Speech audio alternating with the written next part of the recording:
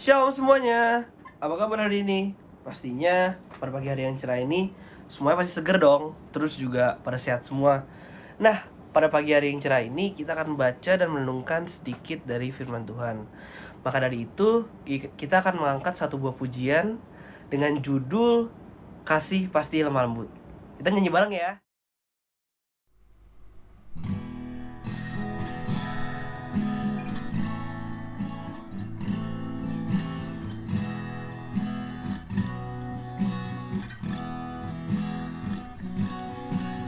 Kasih pasti lemah lembut, kasih pasti memaafkan, kasih pasti murah hati, kasihmu, kasihmu Tuhan. Kasih pasti lemah lembut, kasih pasti memaafkan, kasih pasti murah hati, kasihmu, kasihmu Tuhan. Teman-teman, mari kita bersatu di dalam doa.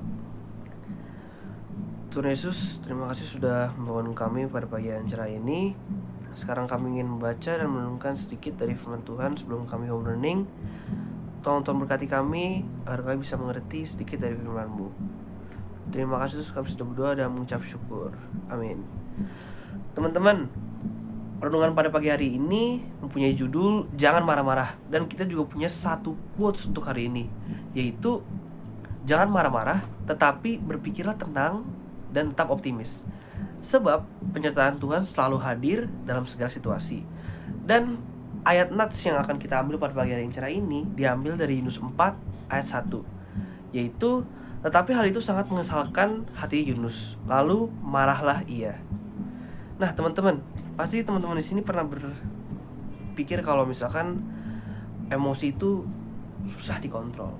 Dan teman-teman sendiri juga kalau misalnya marah susah kontrol emosinya. Dan terkadang kita mungkin mengatakan dan melontarkan kata-kata seperti ya udahlah, mati aja lah gue. Nah, terus kalau sedang marah-marah juga pastinya kita bisa lepas kontrol gitu. Dan mungkin kita bisa melakukan hal-hal konyol yang setelah kita melakukan hal-hal konyol tersebut kemudian kita menyesalinya, tapi sudah terlambat. Firman Tuhan pada pagi hari ini menceritakan tentang kisah Yunus dan Tuhan Yesus, di mana Tuhan mengutus Yunus untuk pergi ke Niniwe untuk memberitakan Injil dan kasih kepada orang-orang Niniwe. Sejak awal sebenarnya Yunus sudah tahu bahwa Tuhan merupakan sosok penyayang, pengasih, rendah hati, dan banyak hal lagi. Tetapi Yunus tuh merupakan orang yang menyimpan rasa kesal dan amarah terhadap orang-orang Niniwe. Dikarenakan orang-orang Niniwe ini merupakan orang-orang yang keras dan juga kejam.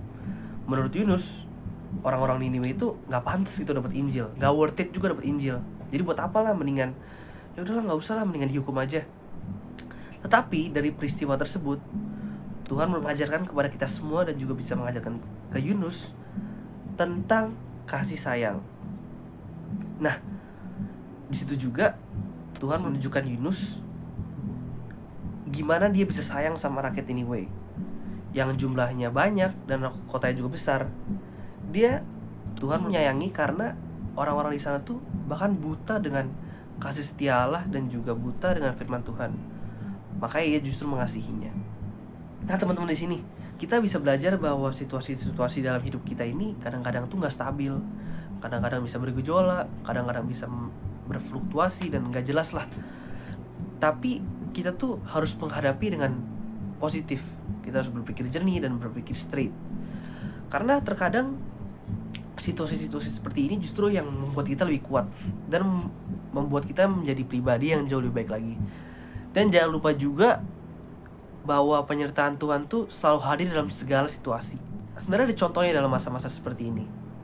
dalam masa pandemi ini, seperti kalau kita lagi nge-scroll di sosial media, mungkin teman-teman bisa lihat kalau misalkan masih banyak orang yang masih nongkrong lah, masih minum-minum lah, masih pergi ke mall mungkin, atau nggak pakai masker. Sedangkan kita yang mau keluar aja, yang mau ikut pakai mami kita untuk ke supermarket aja susah gitu loh, nggak boleh sampai mami kita. Nah, di sisi itu kita jangan marah dulu. Kalau marah juga sebenarnya kita dapat apa sih? Kita juga dapat capeknya doang kan? Buat apa? Kalau kita berpikir jernih dan positif, sebenarnya orang tua kita ingin menyampaikan kepada kita bahwa biar kita tuh mentaati PSBB. Dan sebenarnya orang tua kita juga ingin yang terbaik untuk kita, agar kita tidak terkena penyakit dan kita baik-baik saja sampai masa pandemi ini selesai. Pokoknya teman-teman jangan lupa kalau penyertaan Tuhan tuh selalu hadir dalam segala situasi. Sebelum kita menutup renungan kita pada pagi yang cerah ini, mari kita bersatu di dalam doa. Tuhan Yesus, terima kasih sudah menyampaikan sedikit dari firman-Mu. Sekarang kami ingin home learning. Tolong berkati kami agar kami bisa home learning dengan baik. Terima kasih Tuhan Yesus, kami sudah berdoa dan mengucap syukur. Amin. Nah, selamat belajar teman-teman. God bless you.